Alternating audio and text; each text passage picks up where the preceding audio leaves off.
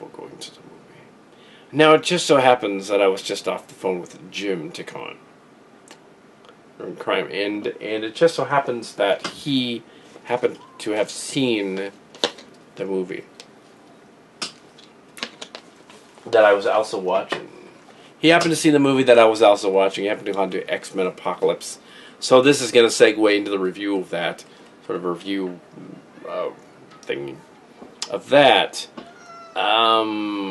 Jim Tickon liked the film because it had a lot of flashy action, and it sort of retconned the Last Stand, and pretended most of it didn't happen, and they handled the Jean Grey Phoenix thing a little better. The mental battle at the end a little better. Spoilers, yeah. But I thought the mental battle was a little strange myself. I thought it's not visually interesting, even though they tried to make it that way, to have it be in their head, because then it might not actually be happening. That's trouble with that kind of thing. But I can see why Jim Tickon would like that idea. Yes. So, yeah. But yeah, the story of the X-Men movie is it takes place in the 80s. Each one of these prequels, starting with First Class, which is in 64, around there, and 62, I think it was, and then the second one was Days of Future Past. It was 73 and 2015, but altered universe, and this one is completely in the 80s, in 83. And a demigod from the past who is confused in the movie for another character called Thanos. He's not Thanos. And he is resurrected by this cult that brings him back in ancient Egypt. He's an ancient Egyptian god. He comes back into the current times and assembles his army of the Four Horsemen to cause the apocalypse. Hence the title, The Apocalypse. It's not one of the better X-Men comics. It's a little weaker than Dark Phoenix. It's a little weaker than Days of Future Past in terms of what it was telling in the comics. And in the movie, this is from Jim Tickon as well. But in the movie, they handled it a little better than in the comic book, I thought. They kind of brought it together and said, okay, this is what's basically going on. We're just going to tell this story and go from there.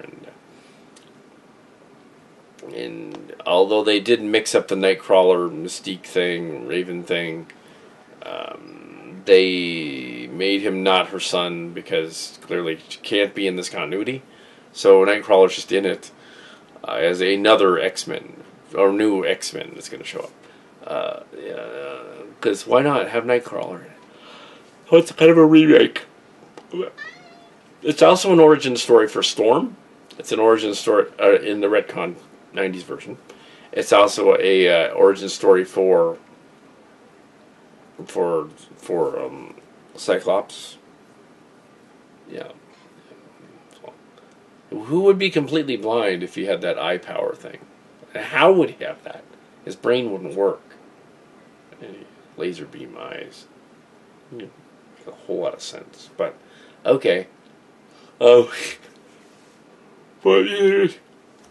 Adamantium Claw Wolverine. Shing, shing. He did it as an Egyptian god being resurrected after 3,000 years. So, yeah. So there you go. Egyptian god. Fuck. So yeah, this is... Yeah, was it okay? It was an okay movie. I think the critics were a little unfair to it. It's fun. It has... I think if you're not really a fan of the comics and X-Men and the origins of the story, you'll be lost. That's probably one of the reasons the critics are kind of like iffy on it. And another action, damage, torture porn, blow up shit, porn, movie, where a lot of stuff blows up. So ooh, isn't that cool? Stuff blows up. Jim Tickon was looking for shirts, couldn't find them. I seen there were some on eBay. They're probably all fake. I thought I saw some on Hot Topic, so I told him to go to Hot Topic. There should be some. I mean, the movie's not doing poorly. It's an X-Men movie. So there should be some. So, whatever's licensed by them, It's Fox, so they should have some. Yeah, I say go out and see it. The X-Men battle the Apocalypse. Professor X is captured at some point by a teleporting mutant who wants to add him to his collection, which you'd think would be kind of a dumb thing for him to do, because if he wants to just move his essence around, that would leave him vulnerable to attack. It's kind of a bad idea. Why would he need to do that? Think if he could, like, go from place to place and whatever, that all he'd have to do is go, just, why would he need a conduit made from funky, like, ooh, Egyptian pyramids have energy inside them. Ooh, like in Ancient Aliens. Some of the critics thought that too. They're like, oh, it's like Ancient Aliens. They're making fun of that. Yeah, but it's a comic book. Yeah, it's fiction. Ancient Aliens is also fiction. It's bullshit. But in the movie, you know, this movie's supposed to be silly. It's fantasy. It's like, it's not supposed to make sense. You know, so okay, fine. And Storm having gray hair. But yeah, it enhances their power. Hey, it was fun. Include that review on the end of this thing and separately as well, if you want, or keep them together. I went to see it at the same time Jim took it. He was out seeing it again, and when I saw it, but in a different place. And so that's technically 2 reviews. He liked it because it was flashy and lots of stuff blew up. They blew up the mansion. He liked that, but they rebuilt it at the end. He didn't like that. Yeah, he couldn't figure out who the guy at the end was in the twist ending either. The guy with the eyes. It's a different guy, but I don't know who that was supposed to be. I should have.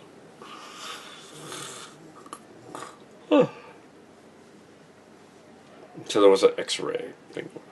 And Weapon X got out too in it. We'll find out who Weapon X is.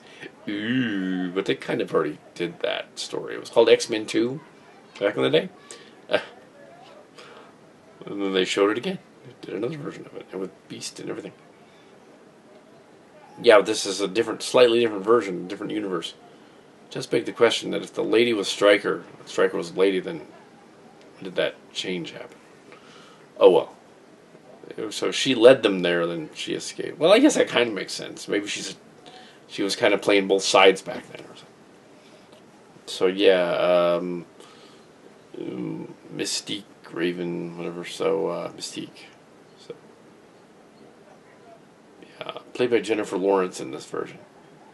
Yeah, she's got sort of an odd voice. Doesn't sound like the other lady at all. But so Magneto also has a wife and kid in it that something happens to. I won't say what. But Magneto's in it. And Professor X is in it. But they're younger versions of him. Fassbender and the other dude.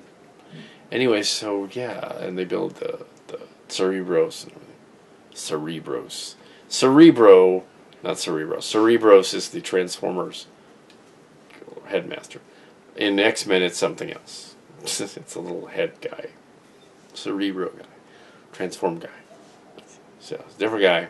But X-Men meets Transformers. They haven't done. You'd think they would have. Actually. I mean, they did Star Wars and Marvel. They could totally do X-Men. I think maybe they've... Yeah, they probably have. Somewhere. But, yeah, so there you go. I know there's at least Transformers and Spider-Man. There's like Iron Man. And, yeah, so there should be some Transformer ones. A Wolverine Transformer would be lethal. An adamantium Transformer would be nearly indestructible. Oh, and a vibranium Transformer could fight him. And Black Panther will show up. Da da da da da. And then Bucky and the Winter Soldier. So Bucky will be like, oh my. But yes, the lady with the Bucky and Captain America tenderly embracing picture. Somebody had opened the book to that page, and she wasn't saying anything. I didn't. I walked over by there, and I was like, there's the page. So I opened up to it. Somebody else had looked at it. Apparently they'd left stunned. It wasn't that graphic. But, oh my. Oh, considering I saw at least 2 or 3 half-naked men this time. And earlier I saw half-naked women as well. And at least 1 nipple slip. Oh my. And at least 1 butt cheek slip. Oh my. But no, I was not groped or anything. Didn't see anything like that. Nipple slip.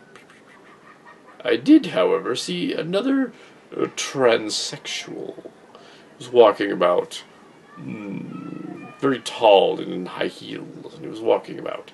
And he was like, He wasn't really convincing as a woman, but at least he was trying to look like a woman. So he's a drag queen, probably. But vaguely convincing, like from the back and the side, and he turns around. He's got an Adam's apple and big hands, and he's like, He's wearing lipstick. Oh my! Needless to say, when I mentioned this to Jim DeCon, he was a little freaked out. He pretended to be like, oh, like that. Oh. What I was like, yay. Oh, but yeah. Oh my. There was another person who was really tall, who was about 7 feet tall. If he'd been dressed up like the Giant of Titan guy, that would have made sense. Because he was tall. But he wasn't. Actually, the drag queen guy was pretty tall, too. It's like 6 feet. It's nuts. And he had them, too. I know this because one of them was standing up in the men's room. Because it was not a chick. It was a man.